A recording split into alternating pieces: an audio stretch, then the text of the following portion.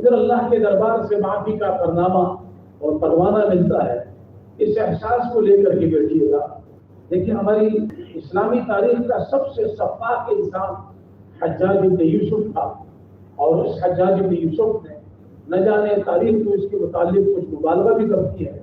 لیکن اتحاد سے بہت قتل ہوئے ہیں، بڑا خون بہا ہے اس کو اپنی زندگی کے آخری ایام میں اس پر ایک ایسی وبا اور مصیبت لگی ہے کہ اس کے کلیجے میں ایسی